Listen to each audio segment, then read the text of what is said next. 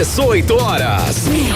Notícias de Manaus, Amazonas, Brasil e do mundo. Agora na Mix.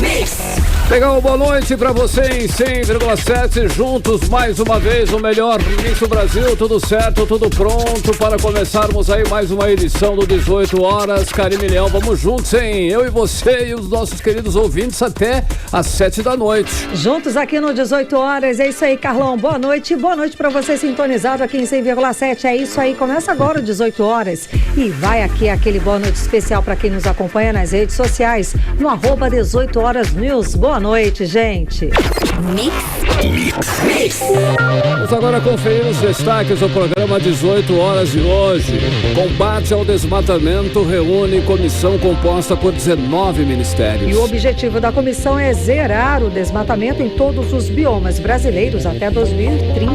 Bancada amazonense propõe criar uma frente parlamentar de apoio à BR-319. Tribunal de Justiça do Amazonas quer aumentar os salários de juízes e dos 26 desembargadores. Agora são 6 horas e 5 minutos e você no melhor Mix do Brasil e a partir de agora vai conferir os destaques desta quinta-feira, 9 de fevereiro de 2023.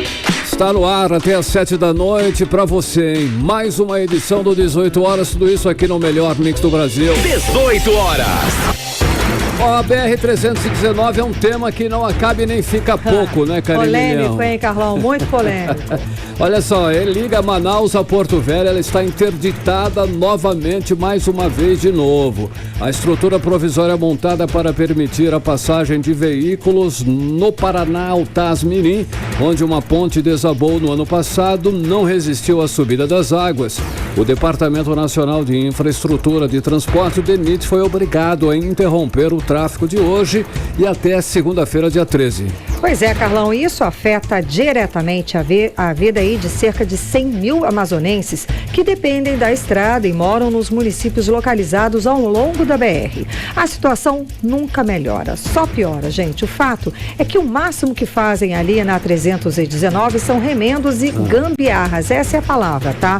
É uma rodovia que já foi totalmente asfaltada, com ótimas condições de trânsito e que hoje, infelizmente, está assim, abandonada. É o famoso arrumadinho, né? Dá um jeitinho aqui, um jeitinho ali, Karime. Vale lembrar que 2 pontes desabaram no ano passado e o trecho do meio continua aquele lamaçal, um verdadeiro lamaçal, onde só caminhões e ônibus conseguem passar e isso ainda com muita, mas muita dificuldade, Karime. Carlão, é aquela história. Todo mundo sabe que trafegar na BR-319 é uma grande aventura. Tudo é difícil. Uma estrada tão importante para o estado do Amazonas está sem manutenção adequada e isso complica a vida, como eu falei, de milhares de pessoas. E essa rodovia aí só é lembrada em época de campanha eleitoral. Vira, inclusive, palanque político lá mesmo. Sempre, todo ano, né, Carlão? Todo a gente escuta promete. a história que vai asfaltar, que vai melhorar, que vai revitalizar agora toda. Vai. Agora, dessa vez vai, 319 vai. Acho que teve gente até que disse que ia comer a boina, né? Se não rolasse, mas vamos lá, vamos seguir. Todos prometem recuperar a estrada, essa aqui é a verdade, e torná-la transitável, mas, Karime, como nós falamos, não passa de promessa política e nunca até agora foi cumprida. Bom, e se essa estrada estivesse recuperada, seria possível sair de Manaus de carro, gente, ir até Brasília, Rio de Janeiro, São Paulo, até mesmo ao Peru.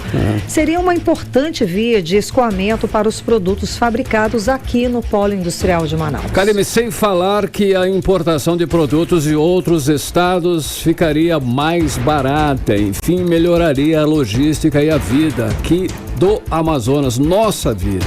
Mas falta vontade política, alguém que realmente puxe para si a responsabilidade de recuperar de fato essa estrada. Não é fácil realmente. Não, é como a gente comenta aqui, né? A situação é muito mais polêmica e a questão buraco envolve, é mais embaixo. Exato, vários outros segmentos. E um desses segmentos é o lobby dos ambientalistas, que trabalha contra a recuperação da BR-319. Eles acreditam que a reconstrução da estrada vai acelerar o desmatamento ao longo da rodovia. Só que isso não aconteceu quando a estrada foi inaugurada na década de 70 pelos militares e era assim maravilhosa a estrada, era um acesso ótimo de viagem, né? tudo pode ser avaliado, essa é a verdade, pode ser planejado, equacionado, inclusive manter as margens da estrada intactas, mesmo com a recuperação. Karime, exatamente isso. Basta fiscalizar, impor penas duras para quem desmatar e ficar ali realmente fiscalizando, tomando conta de toda a extensão da estrada. O que não pode realmente é impedir o desenvolvimento do nosso estado, nosso inclusive, com argumentos frágeis, inaceitáveis, inapropriados. E que acaba que a gente só consegue sair por aqui, por onde? Avião ou barco? Pelos rios, né? Os rios, sim, que também ganham muito com isso. Bom, enquanto isso, temos aí uma estrada deteriorada, praticamente intrafegável, uma população ilhada, impedida daí do seu direito constitucional de ir e vir. Karime, só para reforçar aí a história toda, o tráfego na BR-319 está suspenso a partir de agora, a partir de hoje, 6 da tarde, vai até segunda-feira que vem. Realmente é mais uma história e mais um capítulo absurdo que nós vivenciamos aqui há muitos anos na BR-319. 6h10, você no melhor mix do Brasil. 18 horas.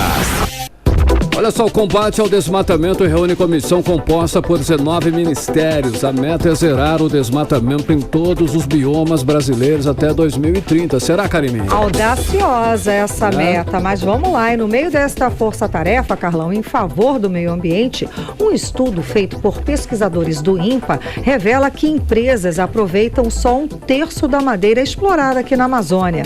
Vamos entender melhor esse assunto agora na reportagem de Odiné Araújo. O grupo que integra a Comissão Interministerial Permanente de Prevenção e Controle do Desmatamento e Queimadas no Brasil se reuniu pela primeira vez nesta quarta-feira. No encontro, a comissão definiu a criação de subgrupos divididos por biomas. Esses pequenos grupos devem apresentar planos de ação para cada bioma. Os primeiros 45 dias para a Amazônia, 90 dias para o Cerrado e depois Pantanal, Caatinga, Mata Atlântica e Pampa. O objetivo é que todos os planos apresentados comecem a funcionar até agosto. O Comitê Interministerial também busca reduzir as emissões de gases de efeito estufa e gerar renda e qualidade de vida para a população da floresta. A ministra do Meio Ambiente, Marina Silva, não definiu uma meta para o desmatamento nesse primeiro ano do governo Lula, mas disse que nos primeiros 7 anos, ou seja, até 2030, a meta é zerar o desmatamento. Em meio a essa força-tarefa para combater o desmatamento, a revista científica Acta Amazônica publicou esta semana um estudo feito por pesquisadores do INPA, Instituto Nacional de Pesquisas da Amazônia, com informações de que as empresas só aproveitam 1/3 da madeira explorada na região.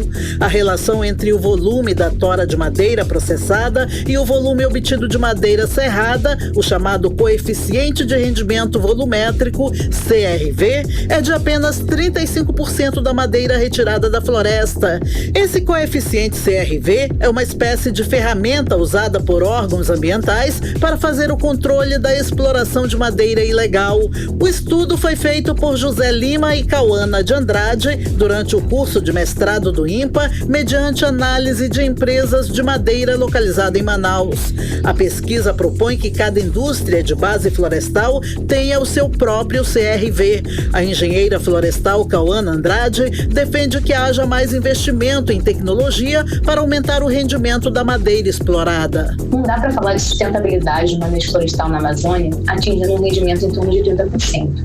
É inaceitável a gente normalizar que 70% dessa madeira é considerada resíduo e é descartável. Afinal, estamos falando de árvores centenárias. A gente acredita sim que é possível introduzir a ideia de uma produção com maior aproveitamento desses recursos madeireiros tão valiosos, transformando o que atualmente é denominado resíduo em produtos com alto valor agregado, ampliando e maximizando as possibilidades de aproveitamento desses recursos. Então, um olhar mais atento para o aproveitamento desses resíduos e maiores investimentos em tecnologia da madeira são imprescindíveis para que alcancemos o manejo florestal sustentável. De acordo com Cauana Andrade, o grande volume de resíduos gerados no processamento da madeira é resultado da falta de conhecimento das propriedades tecnológicas básicas da madeira. Quando usamos como base serrarias que processam madeira oriunda de plantios florestais, como por exemplo pinos e eucalipto, temos indústrias com rendimento beirando 100%. pois essas espécies já foram amplamente estudadas em relação às propriedades tecnológicas da madeira e, além disso, por se tratar de um plantio uniforme, apresentam pouquíssima variação de um indivíduo para o outro. Mas aí, quando expandimos para o contexto amazônico, nos deparamos com uma enorme diversidade de espécies florestais madeiráveis e, em contrapartida, ainda não temos o mesmo aprofundamento tecnológico para o desdobro de cada uma delas. Odinei Araújo para o 18 horas. Você está ouvindo 18 horas. Para 6h14, você no melhor Mix do Brasil, conferindo os destaques desta quinta-feira, mais uma edição do 18 horas do ar. E agora nós vamos falar de segurança pública aqui no nosso estado. A Polícia Militar do Amazonas divulgou os números de apreensões de armas irregulares em circulação em todo o estado, em Cariri. E conforme a PM, Carlão, em média, 2 armas de fogo foram retiradas das mãos de criminosos, isso por dia. Quem traz mais detalhes sobre o assunto é o repórter André Meirelles. Entre os anos de 2019 e 2022, a Polícia Militar apreendeu 6.646 armas de fogo em ações deflagradas no Amazonas. Várias vítimas que foram assaltadas por criminosos que utilizaram arma de fogo durante a ação relatam qual é a sensação de ficar na mira de bandidos que utilizam as armas para intimidar as vítimas e roubar os pertences, como é o caso do assistente de produção Lucas Gabriel, de 23 anos, que já sentiu na pele essa sensação. Estava no centro da cidade quando aconteceu o ocorrido. 2 meliantes apareceram e levantaram a camisa mostrando a arma, dizendo que era um assalto. Pediram para não reagir, que tudo aconteceria rápido demais. E levaram nosso celular, meu celular e o celular do meu primo, e foi tudo muito rápido. De acordo com a Polícia Militar, ao longo de 2022 foram apreendidas 1.391 armas de fogo. Em 2022, já foram destruídas 798 delas e 10.741 munições, conforme dados do Depósito Público do Tribunal de Justiça do Amazonas. André Meirelles para o 18 horas. Você está ouvindo 18 horas. 6h16, olha só, as incertezas quanto ao futuro da Zona Franca de Manaus diante da iminente reforma tributária, continua pautando a ação da bancada do Amazonas no Congresso Nacional. Carlão, outro assunto polêmico, né? A gente começou falando de 319, esse outro assunto Sim. Aí, a reforma tributária nossa. Bom, isso ainda vai demorar. Vai demorar, vai ter muita água vai rolar debaixo dessa ponte muita aí. História. E ontem o deputado federal, Carlão Amon Mandel, ele encarou aí de frente o secretário da Reforma Tributária, o economista Bernard Api. No evento em Brasília, ele fez uma pergunta que deixou o secretário sem resposta. Vamos chamar agora o nosso correspondente em Brasília, jornalista Carlos Eduardo Matos. Cadu, conta pra gente o que aconteceu, que saia justa foi essa? Como é que foi essa história entre o deputado Amon Mandel e o secretário da Reforma Tributária? Conta, Cadu, boa noite. Simples assim, o garoto cresceu. Ele encarou o bruxo de Azkaban, cara. Boa noite pra você, boa noite, Carlão. Boa noite, ouvintes do programa 18 horas. Karime, o deputado Amon, que o apelido dele é o Harry Potter, né? Uhum. Ele participou de um encontro aqui em Brasília, promovido pelo Instituto Renova BR, para falar sobre reforma tributária. E nesse encontro estava lá o secretário especial da reforma tributária, o economista Bernard Api, um nome feio, né, que a gente nem consegue pronunciar. Ele é o autor intelectual da PEC 45, que vai ser usada como base da reforma tributária que vai ser discutida pelo Congresso Nacional nos próximos dias. Esse abacaxi que você acabou de citar. E ele tem um posicionamento crítico à Zona Franca de Manaus. A gente já falou sobre esse assunto aqui. E após a fala do secretário, ele fez uma abordagem sobre a reforma tributária nesse evento, aí veio a vez do público falar, né? E o deputado Amon se levantou e fez uma pergunta para o Api, uma pergunta incisiva, para dizer o mínimo, né? Eu trouxe o áudio dessa pergunta para a gente ouvir junto. Então vamos lá, vamos ouvir.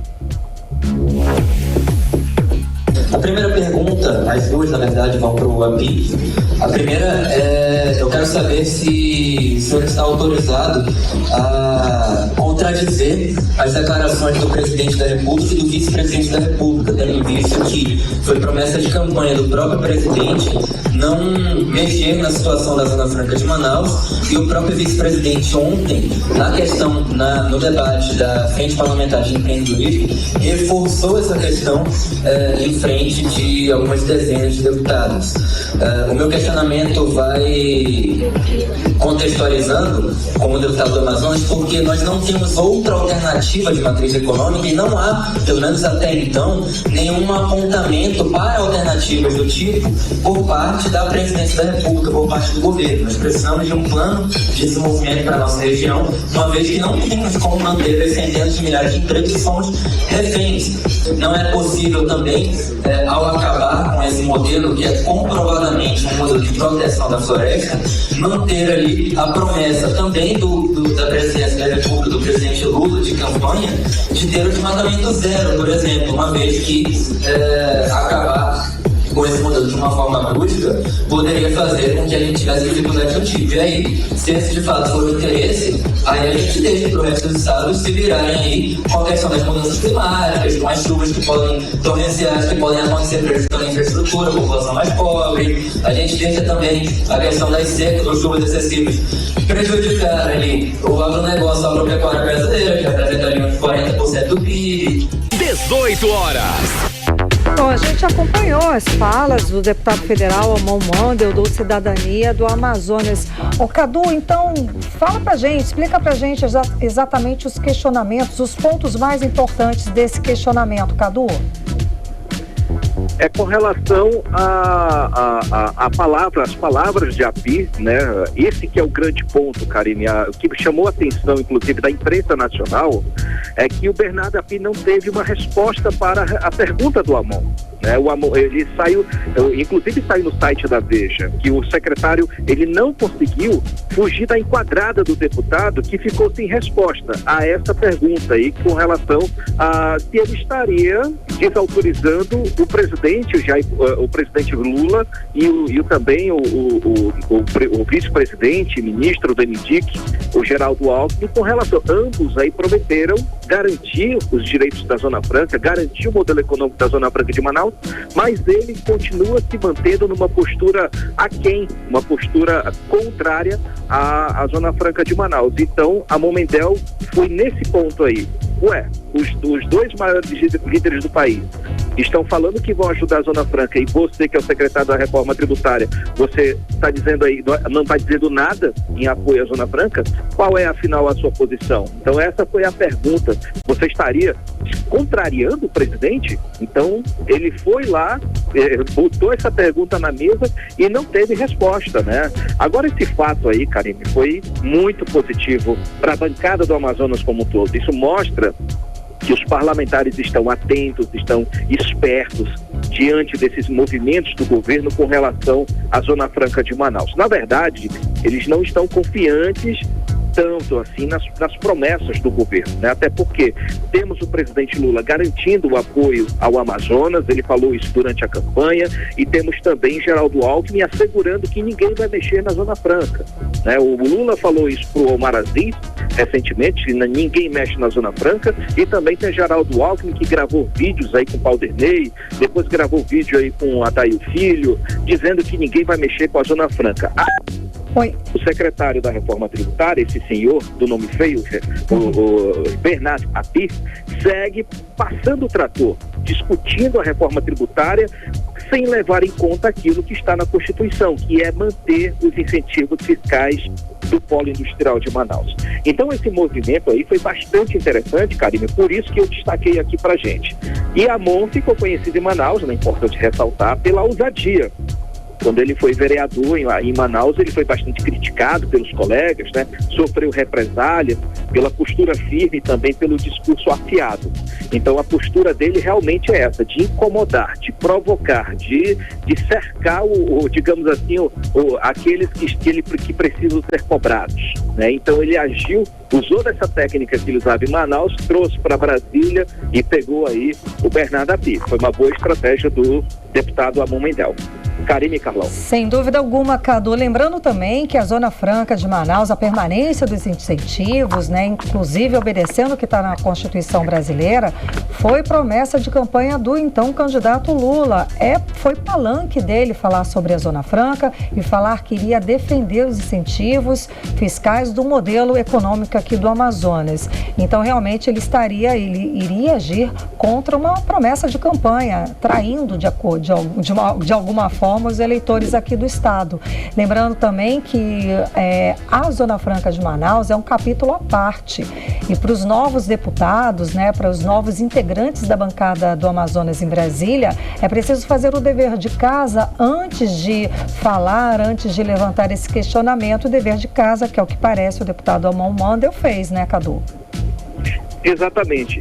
Nós já dissemos isso aqui, a reforma tributária já está em discussão, né, dentro do Ministério da Fazenda, junto ao Palácio do Planalto. Ainda não chegou no Congresso Nacional. O Amon poderia esperar a discussão chegar lá, por meio de uma PEC, por meio de uma emenda do governo, entrar no grupo de trabalho, mas aí daqui até lá já acabou o tempo. Então, o Amon Mandel se adiantou, se antecipou, foi lá nesse evento onde estava o secretário Bernard Api e lembrou a ele que existe uma Zona Franca de Manaus.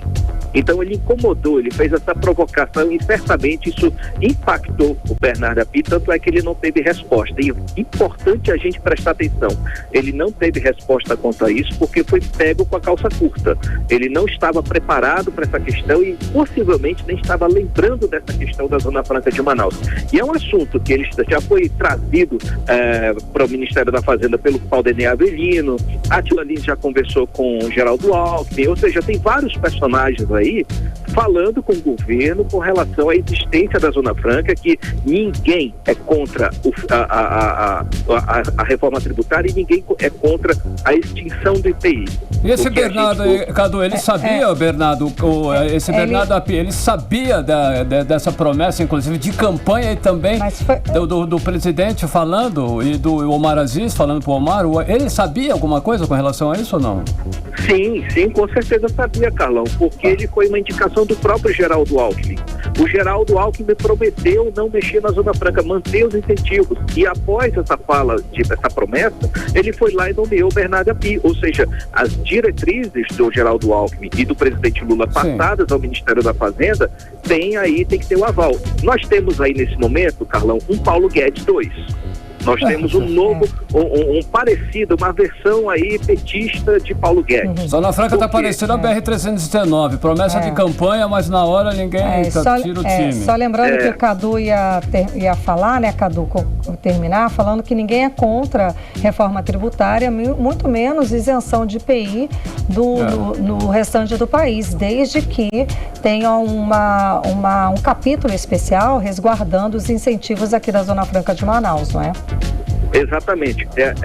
O governo faz aquela jogada, a estratégia, tudo isso.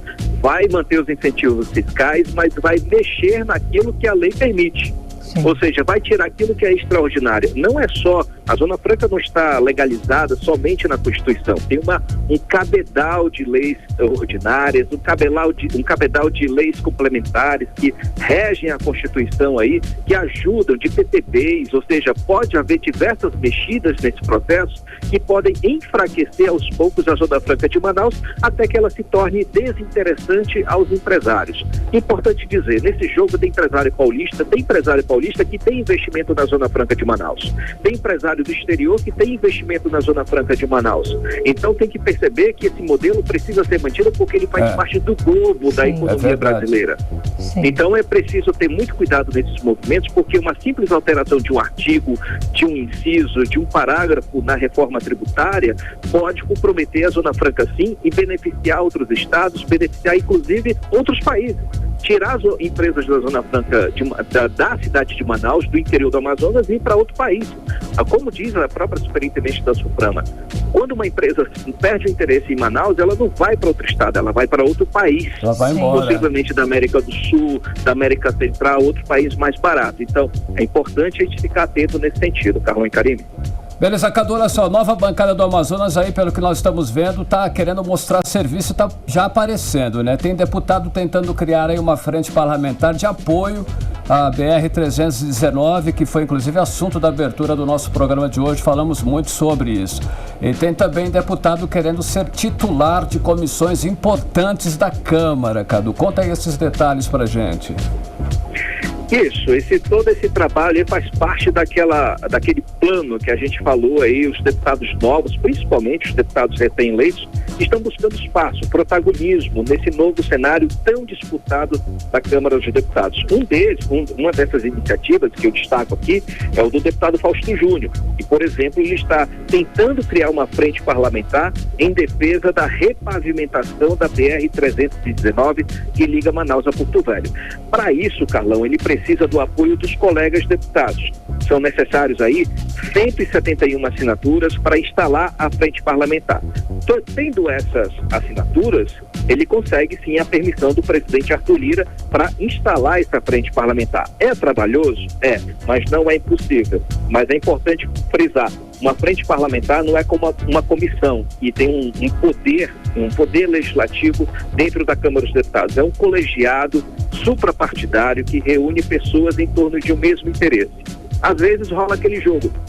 Eu, deputado aqui, eu assino aqui a frente parlamentar do Fausto Júnior, aí o Fausto Júnior assina o meu pedido de frente parlamentar, ou seja, eu cresço, você cresce também. Então daqui ao tempo vai surgir um monte de frente parlamentar daqui para frente e todo mundo se ajudando. E é uma pauta e nem sempre os 171 deputados estão ali apoiando a BR-319, mas é uma pauta que todo mundo quer que aconteça, né? Pelo menos uma grande parte, porque a maioria dos deputados apoia o avanço da questão da infraestrutura, principalmente na região amazônica, e Fausto Júnior também agiu com bastante estratégia, foi muito, ele está se adiantando, está se antecipando nesse processo, colocando essa pauta em discussão. Então eu separei uma fala do deputado Fausto explicando as razões para ele tentar criar essa frente parlamentar em defesa da BR-319, que é um assunto que vem faltando à bancada há muitas décadas. Então vamos ouvir.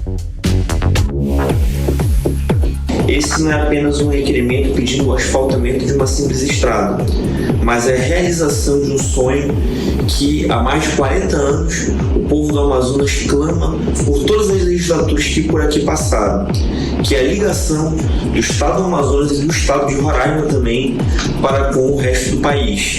Esse é o nosso direito de ir e vir. É uma grande alternativa econômica para o nosso estado, para escoar a produção da nossa Zona Franca de Manaus e também do nosso setor primário. Nós precisamos de uma frente que lute por essa causa diuturnamente, que cobre passo a passo todos os estágios, todos os fundamentos que precisam ser defendidos para que esse sonho, enfim, se torne realidade. 18 horas. Agora a gente acompanhou a fala do deputado federal Fausto Júnior, do União Brasil, defendendo a questão da BR-319, né, Cadu? Exatamente. Karime, além desse trabalho que ele vem fazendo, né, ele publicou inclusive nas redes sociais, o Fausto Júnior, falando do início desse trabalho. Coletar assinaturas é um processo difícil, trabalhoso, como eu falei, porém possível, né, mas ele segue nessa pauta aí. Em outra frente de batalha, tem o deputado Saulo Viana, que está tentando uma vaga de titular na CCJ da Câmara, que é a Comissão de Constituição e Justiça. Também ele quer ser titular na Comissão de Finanças e Tributação e também na Comissão de Desenvolvimento Econômico, Indústria, Comércio e Serviços. Todas essas comissões, que são permanentes, elas analisam pautas de interesse da Zona Franca de Manaus. Faz parte de um movimento estratégico aí. Fausto Júnior, no grupo de trabalho que vai discutir a reforma tributária, e o Saulo Viana, ambos aí do União Brasil, colocado ali na comissão permanente. É um trabalho de cobertura. O deputado Sidney Leite, ele disse que não vai pleitear nenhuma comissão permanente, mas ele quer presidir duas frentes parlamentares.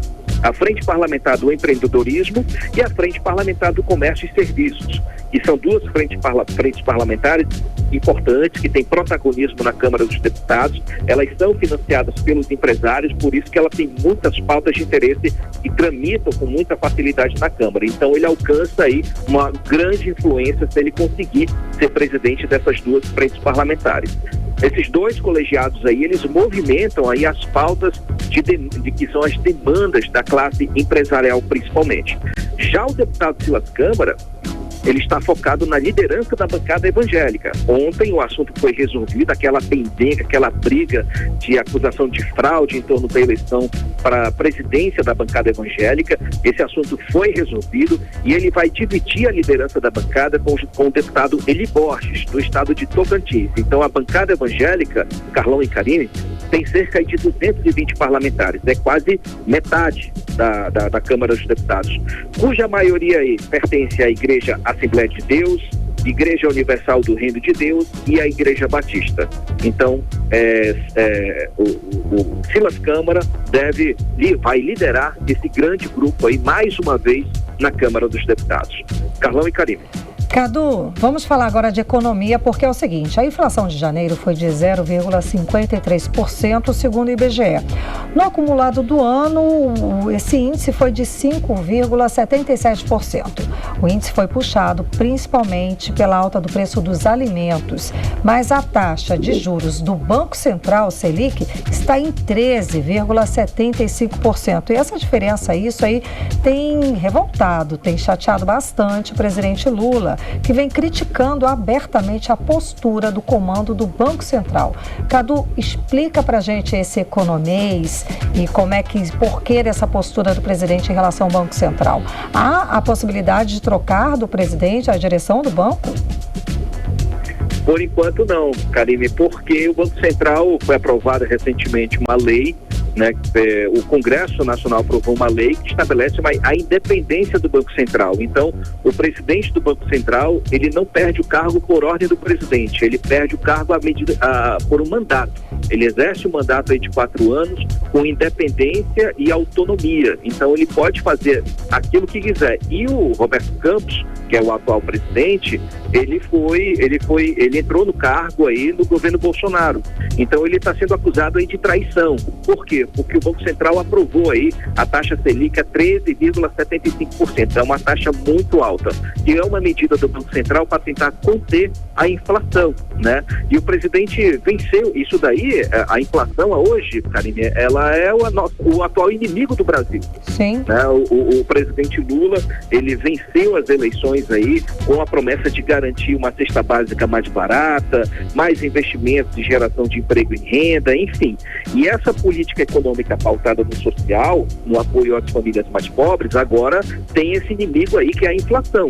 E a inflação atingiu em cheio, como você disse aí, os alimentos, Karine. A gente vai no mercado, pelo menos aqui em Brasília, encontra a banana a R$9 o quilo, a goiaba a R$7 o quilo. Imagina, banana R$9, gente. Quem é que come banana a R$9? Eu não como. Cadu, o litro do leite está mais caro do que o litro da gasolina, Cadu. Essa é o Brasil que a gente vive, a média é essa.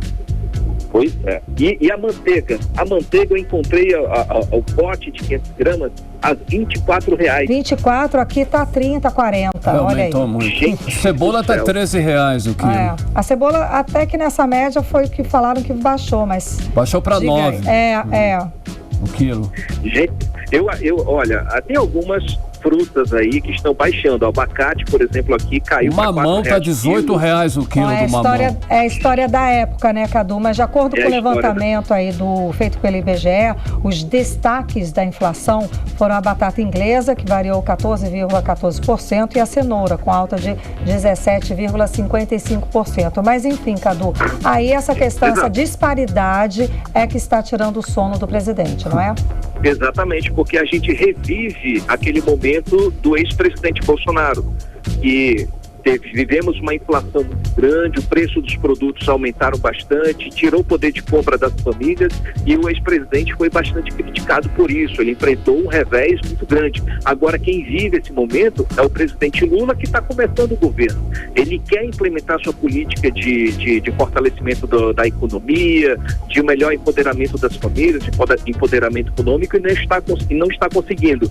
E está apontando, mirando o canhão aí para o presidente do Banco Central, Central, que botou a taxa Selic lá em cima. Quando você altera a taxa Selic, você inibe os investimentos, você diminui a força da economia, você freia a geração de empregos, enfim, são medidas, essa é uma medida que tenta remediar o avanço da inflação, mas também freia a economia. Então Lula está super criticando o Campos Neto, não pode fazer nada, ele não pode demitir o Campos Neto, agora vai ter que cumprir o mandato, já é uma persona não grata no governo, por isso que existe essa bronca toda nessa situação. Aí as pessoas dizem, né, demite esse cara logo, né, não dá. Tem essa lei aí, já foi aprovada, sancionada, conta com o apoio do presidente Arthur Lira, com o presidente do Senado, Rodrigo Pacheco, para que essa lei não seja revogada, porque já existe um plano da bancada do PT para trazer essa lei de volta e tentar revogar a lei de independência e de autonomia do Banco Central, mas isso os presidentes já falaram que isso não vai acontecer. Ou seja, o Brasil vai continuar vivendo esse momento de alta da inflação, o presidente Lula não vai conseguir, por meio desse discurso agressivo, resolver alguma coisa, e o Brasil, nós todos estamos esperando alguma medida emergencial que possa conter a inflação. Caso contrário, o Brasil vai viver mais uma crise econômica e política no nosso país. Karime e Carlão, volto com vocês. Obrigada pelas informações, Cadu. Boa noite, bom trabalho.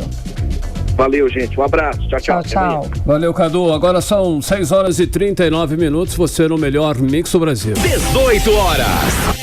Olha só, o governo federal retomou o empréstimo consignado do Bolsa Família com novas regras. Agora, total de prestações não pode exceder 6 parcelas sucessivas e passa a valer uma taxa de juros inferior à determinada no ano passado de 3,5%. Passou agora para 2,5% ao mês. Além disso, Carlão, foi fixado o limite de 5% para desconto no benefício pago para as famílias que recebem o Bolsa Família e outros programas federais. O serviço foi suspenso em janeiro deste ano para passar por reformulações. E a portaria com as novas regras foi publicada hoje no Diário Oficial da União.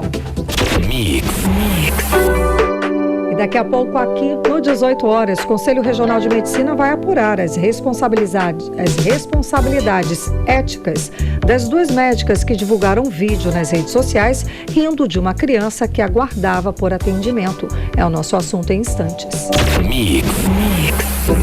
Olha só, o Rio Negro, hein? Subiu mais 9 centímetros de ontem para hoje, elevando o nível no Porto de Manaus para 22 metros e 66 centímetros acima do nível do mar. 18 horas. 6h40. Você no melhor Mix do Brasil e os destaques do dia. E agora nós vamos conferir tempo e temperatura com ela, Karime Leão. Previsão do tempo.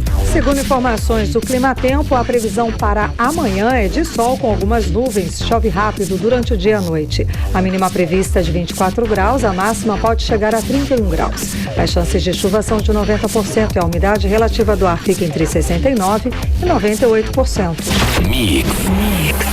Olha só, viralizou essa semana nas redes sociais o vídeo feito por 2 médicas. Olha só, 2 médicas que riem, zombam dos gritos de uma criança que aguardava atendimento no hospital de Maués. O vídeo foi postado na terça-feira. No dia seguinte, as 2 foram demitidas. Exato, Carlão. O caso foi no Hospital Raimunda Francisca Dinelli da Silva, no município de Maués, como você disse. E hoje o Conselho Regional de Medicina afirmou que vai apurar as responsabilidades éticas das médicas. E o repórter André Meirelles tem mais informações sobre o caso. Ele está aqui ao vivo e conta pra gente. Então, o que aconteceu exatamente lá, André? Conta pra gente. Isso mesmo, Karime, Carlão, muito boa noite para vocês, a todos que nos acompanham.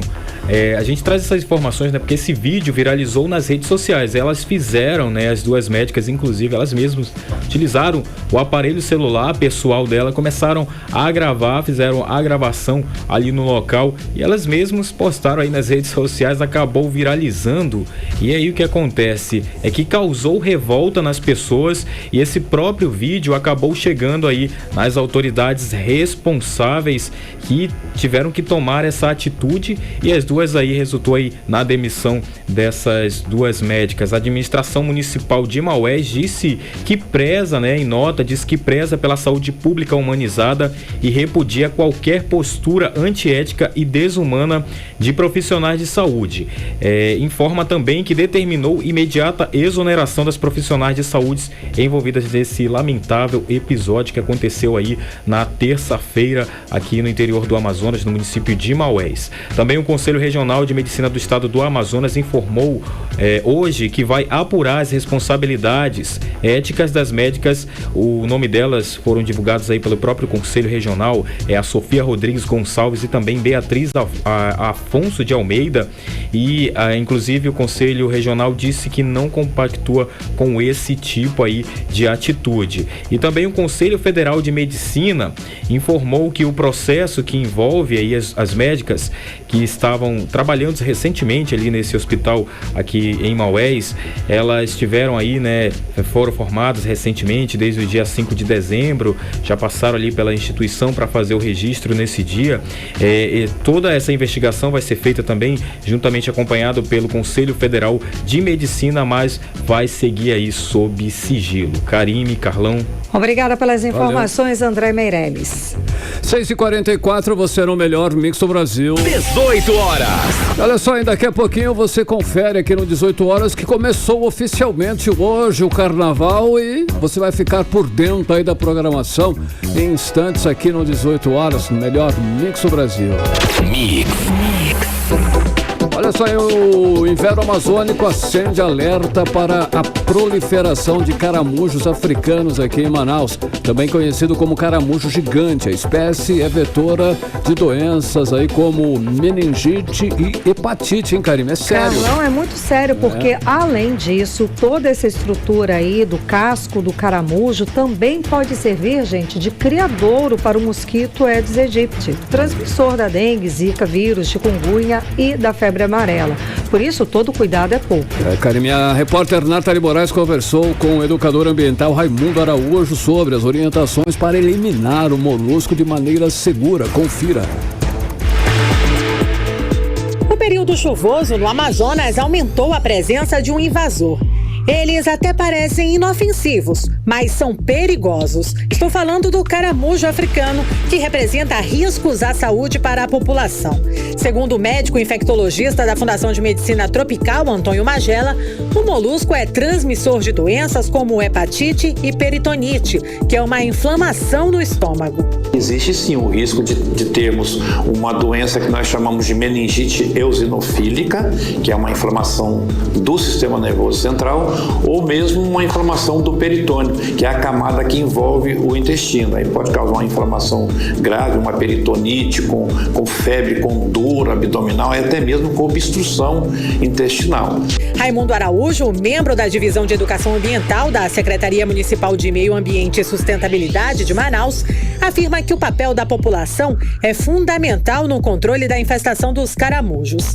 De rápida proliferação, os caramujos africanos podem expelir até 400 ovos. O quintal de casas é um ambiente ideal para o molusco nesse período chuvoso, afirma o especialista. Essa proliferação se dá basicamente em terrenos baldios, onde tem resto de alimentação, em materiais de construções, madeira velha.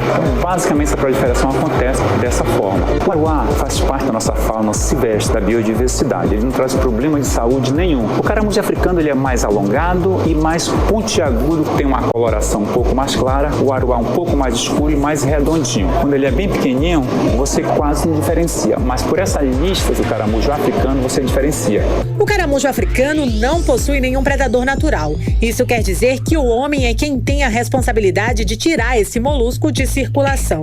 E bastam apenas 6 passos para que toda a população possa fazer esse serviço de maneira segura. Se você encontrou as ovinhas do caramujo, basta ferver um pouquinho de água, jogar em cima dessas ovinhas que ele não vai eclodir mais. Mas se você encontrou o caramujo, você coleta esse bichinho, coloca dentro do saco, coloca sal, quebra esse bichinho com um pauzinho, coloca para o carro coletor levar. Pronto, é muito simples esse procedimento. Além dos problemas à saúde, a espécie também causa prejuízo ambiental, já que a introdução do caramujo africano traz a perda de biodiversidade. O molusco age no ambiente como uma espécie exótica invasora que compete com espécies nativas por espaço e também por alimento. E não existem predadores naturais para realizar o seu controle popular. populacional. Para mais orientações, junto à Secretaria Municipal de Meio Ambiente, como combater os caramujos africanos, é só entrar em contato pelo 98842-2090. Nathalie Moraes para o 18 horas. Você está ouvindo 18 horas. 6 horas 48 minutos, você no melhor Mix do Brasil, 18 horas no ar com os destaques do dia. Karime, e já estamos aí no clima de carnaval. Hoje o Carnaval de Manaus começou oficialmente, já estamos na era aí do carnaval. Exato, Carlão, e enfim, é um total, Carlão, de 5 milhões de reais que vão ser investidos pela Prefeitura de Manaus. O dinheiro é destinado ao desfile das escolas do Grupo Especial, além de bandas e blocos de rua. Tá, vamos conferir aí os detalhes sobre a programação do Carnaval aqui da capital, aqui de Manaus, com a repórter, ela, Udineia Araújo. Apesar de o carnaval mesmo ser somente na terça-feira, dia 21 de fevereiro, a festa já começou e esta semana entra no chamado Sábado Magro do carnaval. Se tem dias magros na folia, é claro que tem também os dias gordos do carnaval. E esses começam na próxima semana. É como se fossem o esquenta da festa. E hoje a Prefeitura de Manaus lançou o evento Matriz Integrada de Responsabilidade no Carnaval 2023. São ações coordenadas e realizadas em conjunto com o governo do estado durante o período de carnaval na capital. Essas ações começam amanhã, dia 10 de fevereiro, e vão até 25 de março. A parceria inclui as áreas de segurança, saúde, trânsito, social e cultura. Além disso, há também investimento de mais de 5 milhões de reais para o setor cultural. Desse total, 2 milhões e 200 mil reais são destinados ao desfile das escolas de samba de Manaus, do Grupo Especial A e B, além de apoio a 109 bandas e blocos de rua de todas as zonas da capital, contempladas por meio de edital. O anúncio foi feito hoje pelo prefeito de Manaus, Davi Almeida. Tem que respeitar todos, porque vivemos numa sociedade inclusiva, não é exclusiva. Quando você ganha a eleição, você é o prefeito, o governador, o presidente de todos. De quem te apoiou, de quem não te apoiou. De acordo com o prefeito Davi Almeida, o desfile das escolas de samba gera uma média de 20 mil postos de trabalho, sendo 4.500 diretamente ligados às escolas de samba. E eu tenho a certeza de que com esse carnaval de 2023 vai se fortalecer, vai se solidificar, e 2024 vamos voltar ainda mais fortes para que nós possamos fazer o papel que a população espera de nós. Fazermos o melhor para o bem da sociedade e da população da cidade de Manaus. Uma média de 65 mil pessoas devem prestigiar os eventos carnavalescos, de acordo com a Prefeitura. Udineia Araújo para o 18 horas. Você está ouvindo 18 horas. Entrevista do dia. Olha só, seguimos falando de carnaval, que conta na programação com blocos de rua, festas e o desfile das escolas de samba. Isso aqui em Manaus. É claro que tem muita festa também no interior do estado, né, Karime? Exato, Carlão. E uma dessas festas vai acontecer em Presidente Figueiredo, é o Carnachoeira. Legal. Vamos falar sobre o assunto agora com o secretário municipal de Cultura e Eventos de Presidente Figueiredo, Zander Ferreira. Muito boa noite, obrigada pela sua presença aqui nos estúdios da Mix, tudo bem? Então a festa volta ao calendário depois de 2 anos suspensa, claro, por conta da pandemia. Quais são as expectativas para a festa deste ano, secretário? Muito boa noite, Karine, muito boa noite, Carlão. É uma satisfação poder estar aqui divulgando o nosso Carnachoeira. As expectativas são as melhores possíveis, né? Depois de 2 anos sem carnaval, sem Carnachoeira, a gente acredita aí que 5 dias de eventos vai dar para celebrar aí muita festa na Terra das Cachoeiras, receber os nossos turistas, aquecer a economia local através desse evento cultural do Brasil. É legal, são 5 dias de festa e na programação tem, além do desfile de blocos carnavalescos, a escolha da rainha e também do rei Momo. Como vai ser aí essa eleição, querido? Bom, eles vão subir no palco, vão fazer o samba no pé, vão ser avaliados pelos nossos jurados. É um evento único que acontece no Carnachoeira, né? Tradicional, as pessoas vão lá se divertir. E legal, esse ano a gente excluiu o limite de peso, então qualquer um pode participar para Rei Momo do Carnachoeira 2023. Maravilha. Bom, a programação começa amanhã, sexta-feira, e quais são os destaques aí, a expectativa de público?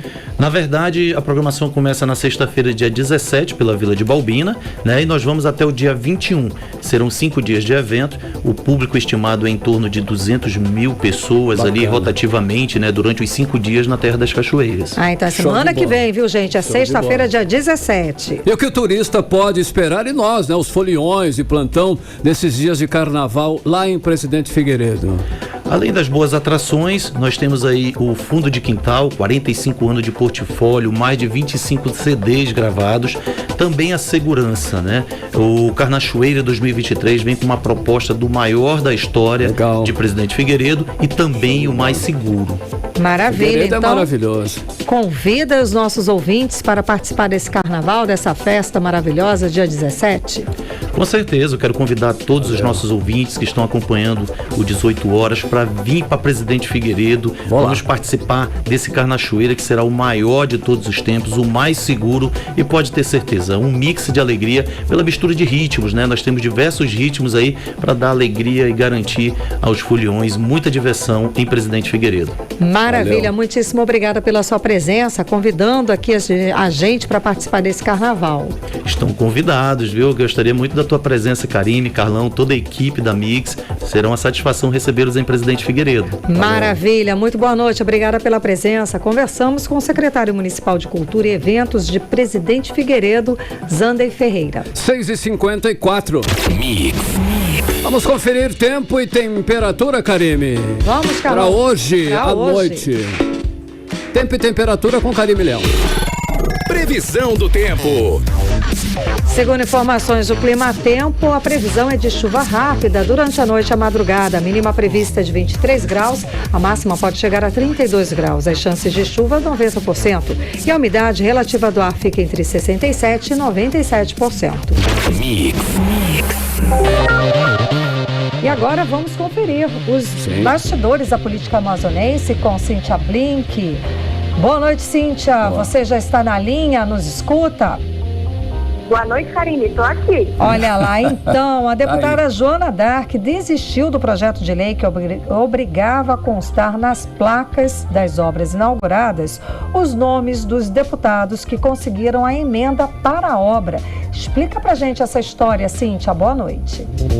Boa noite. Deixa eu te contar, então. Acontece que na história da política ali, quando o filho é bonito, todo mundo quer ser o pai. E a deputada Joana Dark queria transformar isso numa lei. Ela fez um projeto aí para incluir o nome dos parlamentares que colocaram a emenda parlamentar para aquela obra sair. Aí, o que acontece? Hoje em dia, os deputados da Assembleia Legislativa do Estado do Amazonas têm quase 7 milhões cada um deles de reais em emendas. Ou seja, 7 milhões que eles destinam ali do dinheiro público do governo, eles dizem para onde que deve ser investido isso aí. Tradicionalmente, as obras têm a placa que leva o nome da autoridade do Poder Executivo que inaugura, né? Mas não necessariamente essa autoridade é que iniciou a obra ou que teve a ideia, mas aquela que quando ficou pronto, inaugurou. Claro que choveu de crítica para esse projeto aí da deputada Joana Dark, porque disseram que ela estava querendo fazer uma promoção a ela mesma, transformando a coisa pública em particular e tudo mais. E ela, sensível à crítica pública, aliás, por isso que estamos aqui todos os dias, nos 18 horas, dando informação para que você saiba como é que estão usando o nosso dinheiro e para que você possa cobrar, porque funciona. A deputada Joana Dark apresentou o projeto dia 7, dia 8, retirou de tramitação. Quase assim, olha só, gente, estava só brincando, deixa quieto. Karine, Carlão. Ei, Blink, tem deputado aí perdido, né? Que não fizeram o dever de casa, o básico. Parece que não se prepararam para o cargo que assumiram. É isso mesmo, Blink? Cara, o salário é de R$25 mil, tá? Só lembrando, aí a gente continua a conversa. O deputado Vanderlei Monteiro, ele perguntou durante a sessão essa semana como é que ele podia acompanhar os projetos que estão na pauta da Assembleia Legislativa. Lembrando que ele é um ex-vereador, ou seja, ele já deveria estar familiarizado ali com o sistema de apoio do processo legislativo SAPL, que funciona igual na Câmara Municipal de Manaus, assim como na Assembleia. Mas o presidente da Assembleia, deputado Roberto Cidade, explicou aí os detalhes, foi muito educado com o deputado. Mas assim, essa pergunta, ela mostra pra gente Como que tem deputado que não faz ideia do que está fazendo ali? Porque olha só, deputado tem que fazer o quê? Criar lei, aprovar lei e fiscalizar. Fiscalizar a gente sabe que é difícil. Criar lei não está conseguindo entrar na ferramenta para ver como é que está. É muito complicado. Karine, Carlão. Cíntia, e o Tribunal de Justiça do Amazonas quer aumentar o salário dos 26 desembargadores e dos juízes, Cíntia. Qual o valor reivindicado? Conta pra gente. É o seguinte, eles querem aumentar hoje está 35.400, eles querem subir para 41.800 de forma gradativa até o ano de 2025. Eles mandaram esse projeto aí para a Assembleia aprovar e mandaram pedindo pressa, porque eles querem que o resultado disso aconteça agora em abril, ou seja, já aumente um pouco aí o valor da remuneração, mas é possível que isso demore um pouco mais ou até que não saia, porque é possível que o Procurador-Geral da República, Augusto Aras, ele entrou no Supremo Tribunal Federal no mês passado para tentar frear essa possibilidade do Tribunal de Justiça criar lei para que aumente o salário dele mesmo, né? E a gente tem que ver como é que vai terminar essa história, mas o projeto está tramitando na Assembleia. Nossa, o fato é que isso é fato, é verdade, está lá tramitando. E o Ministério Público está de olho nas prefeituras que não cumprem a lei da merenda regional. O que significa, Cíntia? O Ministério Público Federal está se mexendo aí para investigar os municípios de Endira, Irunepé, Itamaraty, Juruá, Carauari, Ipixuna e Guajará. Eles precisam cumprir uma lei que fala que as escolas têm que abastecer a merenda escolar com pelo menos 30% dos produtos vindo aí da agricultura familiar, povos indígenas, quilombolas, enfim. E o Procurador da República, Fernando Soares, abriu uma portaria para investigar esse caso e disse que a Comissão de Alimentos dos Povos Tradicionais do Amazonas vai acompanhar essa denúncia. Boa. Por hoje é isso, Karine e Carlão. Obrigada pelas informações, Cíntia Blink. Boa noite, bom Valeu, trabalho. Cíntia. Boa noite, até amanhã. Boa noite, 6h59, você no melhor Mix do Brasil. 18 horas. E seguimos direto para o editorial 18 horas. Editorial 18 horas. O Carnaval de Manaus começa oficialmente hoje. Serão vários dias de folia. Há centenas de eventos previstos ao longo do período por toda a cidade. A segurança dos foliões e também dos não foliões, os que não vão brincar nessa época, devem ser redobrada. As autoridades já anunciaram ações coordenadas das forças de segurança. Haverá aumento nas ações de fiscalização de trânsito e também contra o crime. A população pode e deve ajudar. Sem brigas e sem álcool antes de dirigir são algumas das recomendações. É importante que todos tentem aproveitar o período para brincar e se divertir. Afinal, é para isso que existe o carnaval. Então, que a festa aconteça em paz. 18 horas. 7 em ponto, Karine, boa noite. Valeu, gente. Boa noite. Obrigada pela companhia. Um beijo e até amanhã. Até amanhã. Continue bem. Continue aí em 100,7. Você ouviu 18 horas. As notícias do Brasil e do mundo. De volta amanhã.